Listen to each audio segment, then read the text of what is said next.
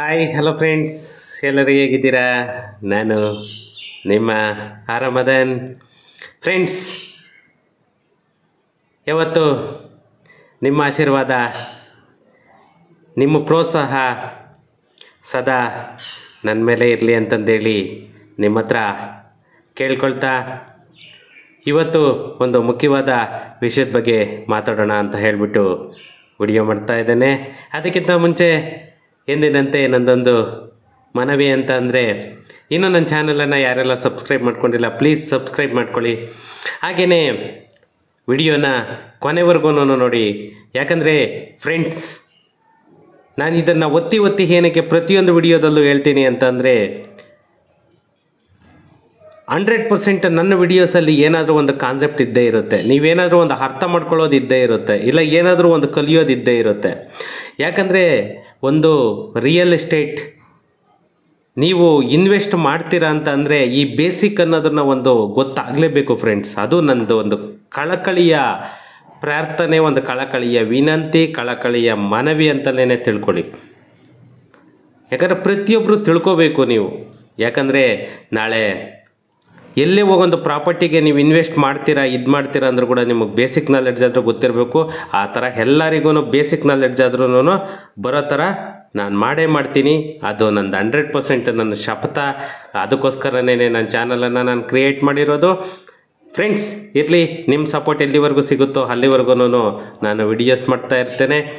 ಇವತ್ತು ಒಂದು ಮುಖ್ಯವಾದ ವಿಷಯ ಏನಂತಂದರೆ, ಮೊನ್ನೆ ನನಗೆ ಒಬ್ಬರು ಫೋನ್ ಮಾಡಿಬಿಟ್ಟು, ಒಂದು ಲೇಡಿ ಗ್ಯಾಂಗ್ ಫೋನ್ ಮಾಡಿಬಿಟ್ಟು, ನೀವು ಹಾರ್ಟ್ ಅಟ್ಯಾಕ್ ಆಗೋ ಥರ ಮಾಡ್ತೀರಾ ಎಲ್ಲರಿಗೂ, ಈ ಥರ ವಿಡಿಯೋಸ್ ಎಲ್ಲನೂ ನೀವು ಮಾಡಬೇಡಿ ಅಂದರು. ಏನೂ ಇಲ್ಲ, ಅಲ್ಲಿ ನಾನು ಪೆರಿಫೆರಲ್ ರಿಂಗ್ ರೋಡ್ ಬಗ್ಗೆ ಮಾತ್ರನೇ ನಾನು ಮಾತಾಡಿದ್ದು. ಪೆರಿಫೆರಲ್ ರಿಂಗ್ ರೋಡ್ ಬಗ್ಗೆ ಮಾತಾಡಬೇಕಾದ್ರೆ ನೀವು ಹಾಗೆಲ್ಲ ಹೇಳಬಾರ್ದು, ನಾವೆಷ್ಟೋ ಸೈಲೆಂಟಾಗಿದ್ದೀವಿ ಅಂತ. ನೀವು ಸೈಲೆಂಟಾಗಿ ಇರ್ತೀರಾ, ಬಟ್ ಗೌರ್ನಮೆಂಟನ್ನು ಚೇಂಜ್ ಮಾಡೋಕ್ಕಾಗುತ್ತಾ? ಇವಾಗ ಒಬ್ರು ಕಳಿಸಿದ್ದಾರೆ ನೋಡಿ ನನ್ನ ಕಮೆಂಟಲ್ಲಿ, ಆ್ಯಸ್ ಪರ್ ಆರ್ಟಿಕಲ್ 34B ಪ್ರಕಾರ, 31B ಪ್ರಕಾರ ಯಾವುದೇ ಕಾರಣಕ್ಕೂ ಅದು ಚೇಂಜ್ ಮಾಡೋಕ್ಕಾಗಲ್ಲ ಅಂತ ಕಳಿಸಿದ್ದಾರೆ. ನಾನೇನು ಹೇಳ್ಬೇಕು ಅವ್ರಿಗೆ ಇವಾಗ? ಇಲ್ಲ ರೀ, ಚೇಂಜ್ ಮಾಡ್ಬೋದು ಅಂತ ಹೇಳೋಕ್ಕಾಗುತ್ತಾ? ಖಂಡಿತ ಫ್ರೆಂಡ್ಸ್, ನಾನು ರಿಕ್ವೆಸ್ಟ್ ಮಾಡ್ಕೊಳ್ತಾ ಇದ್ದೇನೆ ಗೌರ್ನಮೆಂಟಿಗಾಗಲಿ, ನಮ್ಮ ಕರ್ನಾಟಕ ಗೌರ್ನಮೆಂಟಿಗೆ, BDA ಡಿಪಾರ್ಟ್ಮೆಂಟಿಗೆ, ಪ್ರತಿಯೊಂದಕ್ಕೂ ರಿಕ್ವೆಸ್ಟ್ ಮಾಡ್ಕೊಳ್ತೀನಿ. ನಿಮ್ಮ 40,000ದಿಂದ 50,000 ಮನೆಗಳು ಏನೋಗ್ತಾ ಇದೆ, ಎಲ್ಲರ ಮನೆಗಳು ಬಿಟ್ಟು ಅವ್ರು ಬೇರೆ ಕಡೆ ಎಲ್ಲಾದರೂ ಪೆರಿಫೆರಲ್ ರಿಂಗ್ ರೋಡ್ ಆದರೂ ಮಾಡ್ಕೊಳ್ಳಿ, STRR ಆದರೂ ಮಾಡ್ಕೊಳ್ಳಿ. ನನ್ನ ಪ್ರಾರ್ಥನೆ ಕೂಡ ಅದೊಂದೇನೆ. ಬಟ್ ಇಲ್ಲಿ ನೋಡಿ, ಒಂದು ಹೈಕೋರ್ಟ್ ಆದೇಶ ಒಂದು ಆಗಿದೆ. ಇಲ್ಲಿ ಒಬ್ಬರು ಕೆಂಗೇರಿಯವರು ಒಂದು ಕೇಸನ್ನು ಹಾಕಿರ್ತಾರೆ. ಆ ಕೇಸ್ ಹಾಕಿರ್ಬೇಕಾದ್ರೆ ನೋಡಿ, ಇಲ್ಲಿ ಹೈಕೋರ್ಟು BDA ರಿಂಗ್ ರೋಡು ಮಾಡ್ತಿರೋದು 100% ಜನಗಳಿಗೆ ಉಪಯೋಗ ಆಗೋ ಅಂಥದ್ದು. ಅದನ್ನು ಯಾವುದೇ ಕಾರಣಕ್ಕೂ ನಿಲ್ಲಿಸಬಾರ್ದು.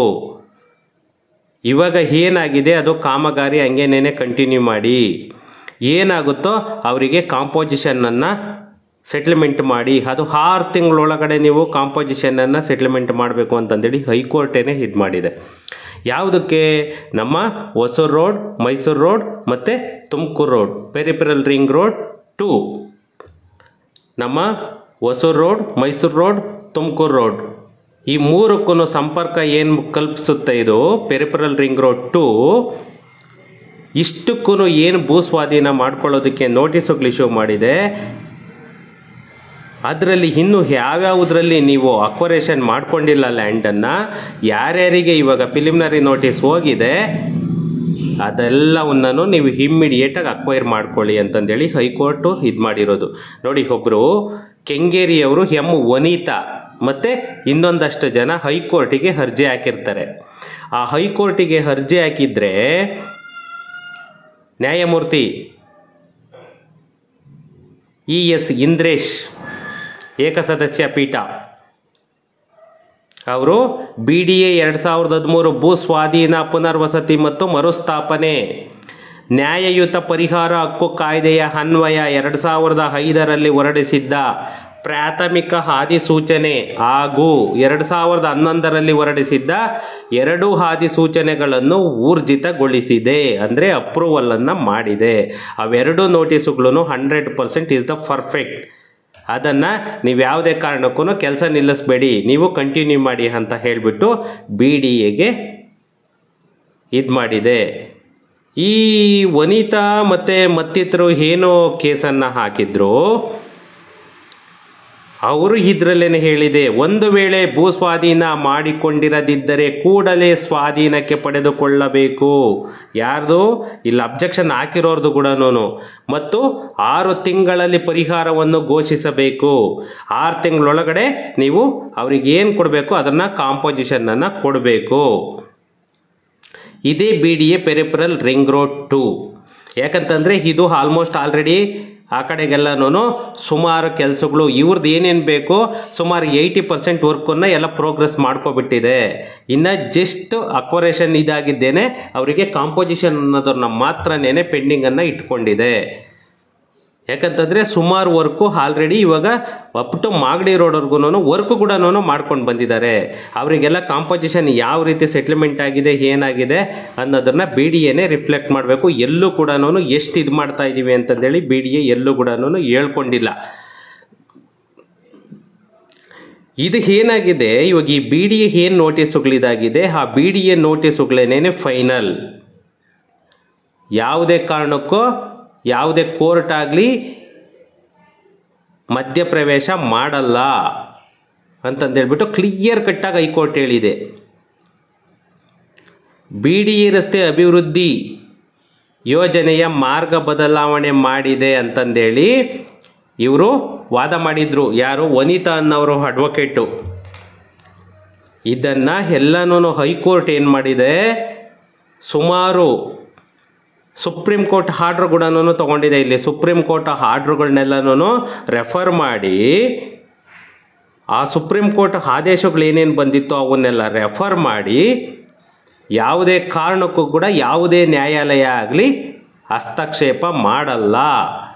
ಅದು ಏನಾಗಬೇಕು, ಅದನ್ನು ಕಾಮಗಾರಿಯನ್ನು ಪೂರ್ಣಗೊಳಿಸಬೇಕು.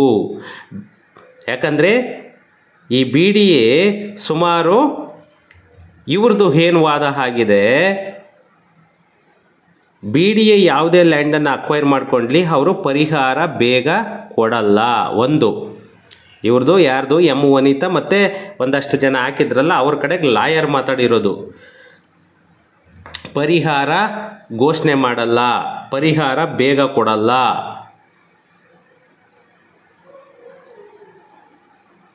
ಇನ್ನು ಇವಾಗ ಪರಿಹಾರನೇ ಅನೌನ್ಸ್ ಮಾಡಿಲ್ಲ, ಕಾಂಪೋಸಿಷನ್ ಏನು ಅಂತ ಹೇಳಿಬಿಟ್ಟು ಆಲ್ರೆಡಿ ನೋಟಿಸುಗಳನ್ನ ಇಶ್ಯೂ ಮಾಡಿದ್ದಾರೆ. ಏನೇ ಇದು ಮಾಡಿದ್ರು ಕೂಡ, ನೀವೇನೇ ತಕರಾರು ಮಾಡಿಕೊಂಡ್ರು ಕೂಡ ಇವರಿಗೆಲ್ಲನೂ ಕೋರ್ಟ್ ಒಂದೇ ಹೇಳ್ತಿರೋದು, ಅಲ್ಲಿ ಏನು ಬರ್ತಾ ಇದೆ, ಇವ್ರಿಗೇನು ಕೊಡಬೇಕೋ ಅದನ್ನು ಪರಿಹಾರ ಕೊಟ್ಟು ಇಲ್ಲಿ ಏನೇನು ಮಾಡ್ಬೇಕು ಅಂದ್ಕೊಂಡಿದ್ದೀರೋ ನೀವು, ರೋಡ್ ಆಗಲಿ, ಟ್ರಕ್ ಟರ್ಮಿನಲ್ ಆಗಲಿ, ಸ್ಕೈ ವಾಕ್ ಆಗಲಿ, ಡಿಪೋ, ಇಷ್ಟು ಕೂಡ ನೀವು ಇಮ್ಮಿಡಿಯೇಟ್ ಕಂಪ್ಲೀಟ್ ಮಾಡಬೇಕು ಅಂತಂದೇಳಿ ಹೈಕೋರ್ಟು ಕ್ಲಿಯರ್ ಕಟ್ಟಾಗಿ ಹೇಳಿದೆ. ಅವ್ರ ಕೇಸನ್ನು ವಜಾ ಮಾಡಾಕಿದೆ.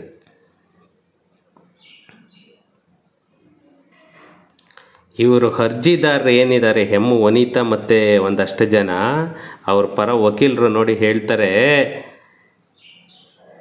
ಯೋಜನೆಯ ಉದ್ದೇಶಕ್ಕಾಗಿ ಭೂ ಸ್ವಾಧೀನ ಅಧಿಸೂಚನೆಗಳನ್ನು ಹೊರಡಿಸಿದ ನಂತರ 1 ದಶಕದ ಬಳಿಕ ಅಂತಿಮ ಅಧಿಸೂಚನೆ ಹೊರಡಿಸಲಾಗಿದೆ. ಈವರೆಗೆ ಭೂ ಮಾಲೀಕರಿಗೆ ಪರಿಹಾರ ಘೋಷಣೆ ಮಾಡಿಲ್ಲ. ಅಧಿಸೂಚನೆ BDA ಕಾಯ್ದೆಯ 36 ಆರ್ಟಿಕಲ್ 3ಕ್ಕೆ ವಿರುದ್ಧವಾಗಿದೆ. ಹಾಗಾಗಿ ಅಧಿಸೂಚನೆಗಳನ್ನು ರದ್ದುಗೊಳಿಸಬೇಕು ಅಂತಂದೇಳಿ ಇವರು ಏನು ಹೈಕೋರ್ಟಲ್ಲಿ ಕೋರ್ತಾರೆ. ಆವಾಗ ಏನು ಮಾಡುತ್ತೆ ಕೋರ್ಟು, ಪೂರ್ತಿನೂ ಏನಿದೆ ಇವ್ರದ್ದು ಪೆಂಡಿಂಗು ಅದನ್ನೆಲ್ಲನೂ ಇವ್ರು ಏನು ವಾದ ಮಾಡ್ತಾರೆ ಅದನ್ನೆಲ್ಲನೂ ತಳ್ಳಿ ಹಾಕಿ, ಇವ್ರು ಏನೇನು ವಾದ ಮಾಡಿದ್ರು ಕೂಡ ಅದು ಯಾವುದಕ್ಕೂ ಕಿವಿಗೊಡದೆ ಇವರು ಏನು ಇಲ್ಲಿ ಇನ್ನೊಂದು ತಪ್ಪೇನಾಗಿದೆ ಅಂತಂದರೆ, ಇವರು ಸ್ವಾಧೀನ ಮಾಡ್ಕೊಳ್ಳೋದಕ್ಕೆ BDA ನೋಟಿಸ್ ಆದ 3 ವರ್ಷಕ್ಕೆ ಇವ್ರು ಹಾಕಿದ್ದಾರೆ ಅರ್ಜಿನ. ಅದು ಒಂದಿಲ್ಲಿ ಮೇಜರ್ ಇಶ್ಯೂ ಆಗಿರೋದು. ಅದಕ್ಕೋಸ್ಕರನೇ ನಾನು ಪ್ರತಿಯೊಬ್ಬರಿಗೂ ಹೇಳ್ತಾ ಇರೋದು, ಅಲ್ಲಿ ಯಾವುದೇ ಇದಾದರೂ ಕೂಡ ನೀವು ನೋಟಿಸ್ ಇದು ಬಂದ ತಕ್ಷಣನೇ ನೀವೊಂದು ಅಪ್ಲಿಕೇಶನ್ ಹಾಕ್ಬಿಡಿ ಅಂತ ನಾನು ಅವತ್ತಿಂದ ನಿಮ್ಗೆ ಅದನ್ನೇ ಹೇಳ್ತಿರೋದು. ಪ್ರತಿಯೊಬ್ಬರು ಅಷ್ಟೇ ಒಂದು ಅಪ್ಲಿಕೇಶನ್ ಹಾಕ್ಬಿಡ್ಬೇಕಲ್ಲ ಅಬ್ಜೆಕ್ಷನ್. ಯಾಕಂದರೆ ಅದು 30 ಡೇಸ್ ಮಾತ್ರ ನಿಮಗೆ ಟೈಮ್ ಇರೋದು. ಆ 30 ಡೇಸ್ ಒಳಗಡೆ ಅಬ್ಜೆಕ್ಷನ್ ಹಾಕಿದ್ರೆ ನೆಕ್ಸ್ಟ್ ಏನಾದರೂ ಫರ್ದರ್ ಒಂದು ಹೋಲ್ಡ್ ಆಗೋ ಚಾನ್ಸಸ್ಸು ಬರ್ಬೋದು, ಅಥವಾ ಪರಿಹಾರ ಘೋಷಣೆ ಎಷ್ಟಾಗುತ್ತೆ ಏನಾಗುತ್ತೆ ಅನ್ನೋದು ಕೂಡ ನೀವು ಇದು ಮಾಡ್ಕೊಳ್ಬೋದು. ಇವಾಗ ನೋಡಿ, ಇಲ್ಲಿ ಇವರು ಹೇಳ್ತಾ ಇರೋ ಪ್ರಕಾರ ಸುಮಾರು ಅಲ್ಲಿ 10.35 ಕಿಲೋಮೀಟರು ಪ್ರಮುಖ ರಸ್ತೆ ನಿರ್ಮಿಸಬೇಕಾಗಿರೋದು. ಅದರಲ್ಲಿ ಆಲ್ರೆಡಿ 8.53 ಕಿಲೋಮೀಟರ್ ನಿಮಗೆ ಮೈಸೂರು ರಸ್ತೆ ಟು ಮಾಗಡಿ ರಸ್ತೆಗೆ ಏನು ಬರ್ತಾ ಇದೆ ಅದು ಆಲ್ಮೋಸ್ಟ್ ಆಗೋಗಿದೆ. ಬರೀ ಇನ್ನು 1.8 ಕಿಲೋಮೀಟರ್ ಯಾವುದು ಲಿಟಿಗೇಷನ್ನಲ್ಲಿ ನಿಂತಿದೆ ಅದು ಮಾತ್ರ ಬಾಕಿ ಇರೋದು. ಅಷ್ಟು ಕೂಡ ಇವಾಗ ಇಮ್ಮಿಡಿಯೇಟ್ ನೀವು ಇದು ಮಾಡಿಬಿಟ್ಟು ಯಾವುದೇ ಕಾರಣಕ್ಕೂ ನಿಲ್ಲಿಸಬೇಡಿ. ಇದಕ್ಕೆ ಹೈಕೋರ್ಟ್ ಅಲ್ಲ ಸುಪ್ರೀಂ ಕೋರ್ಟ್ ಹೋದ್ರೂ ಕೂಡ ಇದು ಊರ್ಜಿತ ಆಗಲ್ಲ. ನೀವು ತಲೆ ಕೆಡಿಸ್ಕೊಳ್ಳದೆ ಅದೇನಿದೆ ಕಾಮಗಾರಿನ ನೀವು ಕಂಟಿನ್ಯೂ ಮಾಡಿ, ಎಲ್ಲೆಲ್ಲ ಬಾಕಿ ಇದೆ ಆ ಕಾಮಗಾರಿನ ನೀವು ಮುಂದುವರಿಸಿ ಅಂತ ಹೇಳಿಬಿಟ್ಟು ಹೈಕೋರ್ಟು ಇವ್ರ ಅರ್ಜಿ ಕೂಡ ವಜಾ ಮಾಡಿದೆ. ಇಲ್ಲಿ ರೈತರು ಹಿಡಿಬೇಕಾಗಿರೋದು ಒಂದೇನೇನೆ, ಕಾಂಪೋಸಿಷನ್ ಜಾಸ್ತಿ ಬೇಕು. ಇವರು ಜಾಗಗಳಂತೂ ಬಿಡಲ್ಲ, ಅದೊಂದು ಕನ್ಫರ್ಮ್ ಆಗಿದೆ. ಆದ್ದರಿಂದ ಕಾಂಪೋಸಿಷನ್ನು ಹಿಡ್ಕೊಳ್ಳಿ. ಇವತ್ತು 2005ರಲ್ಲಿ ಅಲ್ಲಿ ಏನು ರೇಟ್ ಇತ್ತು ಎಲ್ಲನೂ 3 ಲಕ್ಷ 4 ಲಕ್ಷಕ್ಕೆ ಯಾರೂ ಕೇಳ್ತಾ ಇರಲಿಲ್ಲ. ಇವತ್ತು 30ರಿಂದ 40 ಲಕ್ಷ ಮಿನಿಮಮ್ ರೇಟ್ ಓಡ್ತಾ ಇದೆ ಒಂದು ಸೈಟಿಗೆ. ಯಾಕಂದರೆ ಒಂದಿಲ್ಲಿ ಎಷ್ಟೋ ಜನದ ಹಳಲು ಅದೇ ಆಗಿರೋದು. ಎಷ್ಟೋ ಜನ ಊರಲ್ಲಿರೋ ಪ್ರಾಪರ್ಟಿನ ಕೂಡ ಮಾರಿಬಿಟ್ಟು ತೊಗೊಂಡು ಬಂದು ಇಲ್ಲಿ ಬಂಡವಾಳ ಹಾಕಿದ್ದಾರೆ. ಎಷ್ಟೋ ಜನ ಸಾಲುಗಳು ತಗೊಂಡು ಮನೆಗಳು ಕಟ್ಟಿದ್ದಾರೆ. ಎಷ್ಟೋ ಜನ ಬ್ಯಾಂಕ್ ಲೋನುಗಳು ತಗೊಂಡು ಮನೆಗಳು ಕಟ್ಟಿದ್ದಾರೆ. ಎಷ್ಟೋ ಜನ ಲೋನ್ ತಗೊಂಡು ಸೈಟುಗಳನ್ನು ತಗೊಂಡಿದ್ದಾರೆ. ಏನು ಮಾಡ್ತಿತ್ತು ಅವತ್ತಿಂದನೂ BDA? ಆರಾಮಾಗಿ ಅಲ್ಲಿ ಸಬ್ ರಿಜಿಸ್ಟರ್ಲಿ ಲಾಕ್ ಮಾಡ್ಬೋದಾಗಿತ್ತು. ಪ್ರತಿಯೊಂದು ತಾಲೂಕು ಆಫೀಸುಗಳಿಗೂ ನೋಟಿಸ್ ಇಶ್ಯೂ ಮಾಡ್ಬೋದಾಗಿತ್ತು. ಪ್ರತಿಯೊಂದು ಸಬ್ ರಿಜಿಸ್ಟ್ರಿಗೂ ನೋಟಿಸ್ ಇಶ್ಯೂ ಮಾಡ್ಬೋದಾಗಿತ್ತು. 2005 ಪ್ರಿಲಿಮಿನರಿ ನೋಟಿಸ್ ಆಗಿದ್ದೆ ಪ್ರತಿಯೊಂದು ಪಾಣಿಯಲ್ಲೂ ಎಂಟ್ರಿ ಮಾಡಬೇಕಾಗಿತ್ತು. ನಾವು ಇಂಥ ಪ್ರಾಪರ್ಟಿನ ಭೂಸ್ವಾಧೀನ ಮಾಡ್ಕೊಳ್ತಾ ಇದ್ದೀವಿ ಅಂತ ಹೇಳಿಬಿಟ್ಟು. ಯಾಕೆ ಮಾಡಿಲ್ಲ? 20 ವರ್ಷದಿಂದ ಏನು ಮಾಡ್ತಾ ಇತ್ತು ಗೌರ್ನಮೆಂಟು? ಏಕಾಏಕಿ ಇವತ್ತು ಹೆಂಗಿದು ಬಂತು? ಸುಮಾರು ಇದೆ, ಸುಪ್ರೀಂ ಕೋರ್ಟ್ ಆದೇಶಗಳೇ ಇದೆ, ಇಷ್ಟು ವ್ಯಾಲಿಡಿಟಿ ಇರುತ್ತೆ. ಆ ವ್ಯಾಲಿಡಿಟಿಯಲ್ಲಿ ಇವರು ನೋಟಿಸ್ ಕಳಿಸಿದ್ದು ಇಷ್ಟು ದಿನದಲ್ಲಿ ಅವರು 100% ಅದನ್ನು ಭೂಸ್ವಾಧೀನ ಮಾಡ್ಕೊಳ್ಲೇಬೇಕು, ಅವರಿಗೆ ಕಾಂಪೋಸಿಷನನ್ನು ಕೊಡಲೇಬೇಕು. ಇವತ್ತು ಅವರು ಏನೇ ಕಾಂಪೋಸಿಷನ್ ಕೊಡಬೇಕಂದ್ರೂ ಕೂಡ ಇವತ್ತು ನಮ್ಮ ಮಾರ್ಕೆಟ್ ವ್ಯಾಲ್ಯೂಗೇನೆ ಡಿಪೆಂಡ್ ಮಾಡ್ಕೊಂಡೇ ಕೊಡಬೇಕಾಗುತ್ತೆ ಅವರು. ಯಾಕಂದರೆ ಅವಾಗಳ್ದಕ್ಕೂ ಇವಾಗಳ್ದಕ್ಕೆ ಮಿನಿಮಮ್ 3 to 4 ಟೈಮ್ಸ್ ಜಾಸ್ತಿ ಕೊಡಬೇಕಾಗುತ್ತೆ ಕಾಂಪೋಸಿಷನ್. ಅದಂತೂ ಮಸ್ಟ್ ಆ್ಯಂಡ್ ಶುಡ್. ಈ ಕಾಂಪೋಸಿಷನ್ಗೆ ಯಾವ ಗೌರ್ನಮೆಂಟ್ಗೂ ಇದಿಲ್ಲ, ಯಾವ ರೈತರು ಒಪ್ಕೊಳ್ಳಿಕ್ಕೆ ರೆಡಿ ಇಲ್ಲ, ಯಾವ ಕೋರ್ಟು ಕೂಡ ಅದನ್ನು ಇದು ಮಾಡೋಕ್ಕಾಗಲ್ಲ. ಯಾಕಂದರೆ 2013 ಒಂದು ತಿದ್ದುಪಡಿ ಆಗಿದೆ, ಅದ್ರ ಪ್ರಕಾರನೇ ಇವರು ಕೊಡಲೇಬೇಕು. 2013ನಲ್ಲಿ ಏನು ತಿದ್ದುಪಡಿ ಆಗಿದೆ ಅದ್ರ ಪ್ರಕಾರನೇ ಇವತ್ತು ಏನು ಭೂಸ್ವಾಧೀನ ಮಾಡ್ಕೊಳ್ತಾ ಇದ್ದಾರೆ. ಹಳೆವೇನಾದರೂ ಆಗಲಿ, ಇವಾಗ ಹೊಸದಾಗಿ ಏನು ಭೂಸ್ವಾಧೀನ ಮಾಡ್ಕೊಳ್ತಿದ್ರೆ ಆ ಭೂಸ್ವಾಧೀನ ಮಾಡ್ಕೊಳ್ಳೋದಕ್ಕೆ ಮಿನಿಮಮ್ 3 to 4 ಟೈಮ್ಸ್ ಅಂತೂ 100% ಜಾಸ್ತಿ ಕೊಡಬೇಕಾಗುತ್ತೆ. ಇದಂತೂ ಪಕ್ಕಾ ಕನ್ಫರ್ಮ್. ಅದರಿಂದ ಯಾರಿಗೆ ನೋಟಿಸ್ ಬರಲಿ ಅಟ್ಲೀಸ್ಟ್ 30 ಡೇಸ್ ಒಳಗಡೆ ನೀವು ಒಂದು ಅಬ್ಜೆಕ್ಷನನ್ನು ಹಾಕಿ. ನನ್ನ ಕಡೆಯಿಂದ ಇದು ಒಂದು ರಿಕ್ವೆಸ್ಟ್. ಆಮೇಲೆ ಏನಾದರೂ ಆಗಲಿ ಅದು ಸೆಕೆಂಡ್ರಿ. ನೀವು ಅಬ್ಜೆಕ್ಷನ್ ಹಾಕೋದು ಅಬ್ಜೆಕ್ಷನ್ ಹಾಕಿ, ಸೈಟ್ ಅವರಾಗಲಿ ಮನೆಯವರಾಗಲಿ ಅಥವಾ RTC ಓನರ್ಸ್ ಆಗಲಿ. ಯಾಕಂದರೆ ಇವತ್ತು ಎಷ್ಟೋ ಜನ ಖಾತಾ ಮಾಡ್ಕೊಂಡಿರೋರು ಇದ್ದೀರಾ, ಟ್ಯಾಕ್ಸ್ ಕಟ್ತಾ ಇರೋರು ಇದ್ದೀರಾ, ಅವರಿಗೆಲ್ಲನೂ ಡೈರೆಕ್ಟ್ ನಿಮಗೇನೇ ಕಾಂಪೋಸಿಷನ್ ಬರುತ್ತೆ. ಯಾವುದೇ ಕಾರಣಕ್ಕೂ ನೆಗ್ಲಿಜೆನ್ಸಿ ಮಾಡೋಕ್ಕೆ ಹೋಗ್ಬೇಡಿ. ಅಲ್ಲಿ ಪೆರಿಫೆರಲ್ ರಿಂಗ್ ರೋಡ್ ಅಕ್ಕಪಕ್ಕದವರಾಗಲಿ ಅಥವಾ ನಿಮಗೆ ಇವಾಗ ಅಲ್ಲಿ BDA ಲೇಔಟುಗಳು ಏನು 6 ಲೇಔಟುಗಳು ಬರ್ತಾ ಇದೆ ಅವಕ್ಕೂ ಕೂಡ ಅಷ್ಟೇನೆ ನೀವು ಯಾವುದಕ್ಕೂ ಯಾವುದೇ ಕಾರಣಕ್ಕೂ ನೋಟಿಸ್ ಬಂದ ತಕ್ಷಣ ನೀವು ಒಂದು ಅಬ್ಜೆಕ್ಷನನ್ನು ಹಾಕಿ. ನಾಳೆ ಏನಾದರೂ ಆಗಲಿ ಅದು ಆಮೇಲೆ ಅದು ಸೆಕೆಂಡ್ರಿ ಯೋಚನೆ ಮಾಡೋಣ, ಬಟ್ ಅಬ್ಜೆಕ್ಷನ್ ಹಾಕಿ ನಿಮಗೆ ಬರುತ್ತೆ. ಯಾಕಂದರೆ ನೋಡಿ, ಇವತ್ತು ಒಂದು ಕೆಂಪೇಗೌಡ ಲೇಔಟ್ ಶಿವರಾಮ್ ಕಾರಂತ ನಗರನ್ನು ಸುಪ್ರೀಂ ಕೋರ್ಟ್ವರೆಗೂ ಹೋದರು ರೈತರು. ಸುಪ್ರೀಂ ಕೋರ್ಟ್ಗೆ ಹೋದರೂ ಕೂಡ ಏನೂ ಮಾಡಲಿಕ್ಕಾಗಲಿಲ್ಲ. ಬಟ್ ಕಾಂಪೋಸಿಷನ್ ಕಂಪನಿ ಒಳ್ಳೆ ಕಾಂಪೋಸಿಷನ್ ಬಂತು. ಮತ್ತು ರೆವೆನ್ಯೂ ಸೈಟು ಏನಾಗಿತ್ತು 2018 ಒಳಗಡೆ ಯಾವ್ಯಾವ್ದು ರಿಜಿಸ್ಟರ್ಡ್ ಆಗಿತ್ತು ಅವರೆಲ್ಲರಿಗೂ ಬದಲಿ ಸೈಟ್ ಕೊಡೋದಕ್ಕೆ ಇದು ಮಾಡಿದ್ರು ಸುಪ್ರೀಂ ಕೋರ್ಟು. ಇದು ಕೂಡ ಅದೇ ಥರ ಆಗೋ ಚಾನ್ಸಸ್ ಇದೆ. ಅದರಿಂದ ಯಾರೂ ನೆಗ್ಲಿಜೆನ್ಸಿ ಮಾಡಬೇಡಿ. ಯಾರ್ಯಾರ್ದು ರೆವಿನ್ಯೂ ಸೈಟ್ಸ್ ಇದೆ ಪ್ರತಿಯೊಬ್ಬರು ಅಬ್ಜೆಕ್ಷನ್ ಹಾಕಿ. ಯಾಕಂದರೆ 2005 ನೋಟಿಫಿಕೇಷನ್ ಆಗಿರೋದು ಎಲ್ಲ ಕಡೆ ಪಾಣಿಯಲ್ಲೂ ಪ್ರತಿಯೊಂದು ಕಡೆಗೂ ಎಂಟ್ರಿ ಮಾಡದೇ ಇರೋದು ಅವ್ರದ್ದು ತಪ್ಪು, ಕಾಂಪೋಸಿಷನ್ ಅನೌನ್ಸ್ ಮಾಡದೇ ಇರೋದು ಅವ್ರದ್ದು ತಪ್ಪು. ಅವರು ತಪ್ಪಿಟ್ಕೊಂಡು ಇವಾಗ ಗೌರ್ನಮೆಂಟು ಕೂಡ ತಲೆ ಬಾಗಲೇಬೇಕು ಇಲ್ಲಿ. ಯಾಕಂದ್ರೆ 20 ವರ್ಷ ಯಾವುದೇ ಇದಕ್ಕೆ ಬಿಟ್ಟರು ಕೂಡ ಅದಾಗಲ್ಲ. ಸುಪ್ರೀಂ ಕೋರ್ಟೇನೇ ಚಾಟಿ ಬೀಸುತ್ತೆ ಒಂದು ಸ್ವಲ್ಪ ದಿನ. ನೀವು ಅಬ್ಜೆಕ್ಷನ್ ಹಾಕಿ ಪ್ರತಿಯೊಬ್ಬ ರೆವಿನ್ಯೂ ಸೈಟ್ಗೆ ಬದಲಿ ಸೈಟ್ ಬರೋ ಥರ ಆಗುತ್ತೆ. ಯಾಕಂದರೆ ಶಿವರಾಮ್ ಕಾರಂತ ನಗರಲ್ಲಿ ಸೇಮ್ ಆಗಿದ್ದು ಅದೇನೇನೆ. 2018 ಒಳಗಡೆ ಯಾವ್ಯಾವ್ದು ರಿಜಿಸ್ಟ್ರೇಷನ್ ಆಗಿತ್ತು ಅವೆಲ್ಲರಿಗೂ ಬದಲಿ ಸೈಟ್ ಕೊಡಬೇಕು ಅಂತ ಅನೌನ್ಸ್ ಆಗೋಯ್ತು ಸುಪ್ರೀಂ ಕೋರ್ಟಿಂದ. ಆ ಥರ ಆದರೂ ಆಗ್ಬೋದು ಫ್ರೆಂಡ್ಸ್. ಯಾಕಂದ್ರೆ ನಿಮಗೆ ಬಂದರೆ ನಮಗೂ ಖುಷಿ. ಆದ್ದರಿಂದ ಪ್ಲೀಸ್ ನಂದೊಂದು ರಿಕ್ವೆಸ್ಟ್ ಅಂತಂದರೆ, ನಿಮಗೆ ನೋಟಿಫಿಕೇಷನ್ ನಿಮ್ಮ ಲ್ಯಾಂಡ್ ಓನರ್ಗೆ ಬಂದ ತಕ್ಷಣವೇ ಪ್ರತಿಯೊಬ್ಬರೂ ಒಂದು ಅಬ್ಜೆಕ್ಷನ್ ಹಾಕಿ. ಆಮೇಲೆ ನೆಕ್ಸ್ಟ್ ಏನು ಮಾಡಬೇಕು ಹೆಂಗೆ ಮಾಡಬೇಕು ಅದನ್ನು ಯೋಚನೆ ಮಾಡಿಬಿಟ್ಟು ನೆಕ್ಸ್ಟ್ ಸ್ಟೆಪ್ ತೊಗೊಂಡ್ರೆ ಆಗುತ್ತೆ. ಯಾಕಂದರೆ ನನ್ನ ಅನಿಸಿಕೆ ಅದು, ನನ್ನ ಎಕ್ಸ್ಪೀರಿಯೆನ್ಸಲ್ಲಿ ಅನುಭವದಲ್ಲಿ ಹೇಳ್ತಾ ಇದ್ದೀನಿ. ಆ ಥರ ಮಾಡಿ. ಫೋನುಗಳಲ್ಲೆಲ್ಲನೂ ಆವಾಜ್ ಹಾಕಿ ನಮ್ಗೆ ಹಾರ್ಟ್ ಅಟ್ಯಾಕ್ ಆಗುತ್ತೆ, ನನಗೆ ಲೋ BP ಆಗುತ್ತೆ, ನನಗೆ ಶುಗರ್ ಜಾಸ್ತಿ ಆಗುತ್ತೆ, ಇದಲ್ಲ. ನಾವೂ ನಿಮಗೆ ಅಟ್ಲೀಸ್ಟ್ ಇಷ್ಟು ದಿನ ತೊಗೊಂಡು ಹಾಳಾಗಿದ್ದೀರಾ, ಇನ್ನಾದ್ರೂ ರೆವೆನ್ಯೂ ಸೈಟ್ಸ್ ತೊಗೋಬೇಡಿ. ಈ ಥರ ಆಗುತ್ತೆ ನೋಡಿ, ಈ ಪೆರಿಫೆರಲ್ ರಿಂಗ್ ರೋಡಿಂದ ಇಷ್ಟು ಜನ ಹಾಳಾಗ್ತಾ ಇದ್ದಾರೆ ಅಂತ ನಾವು ತೋರಿಸ್ತೀವಿ ಅಷ್ಟೇನೆ.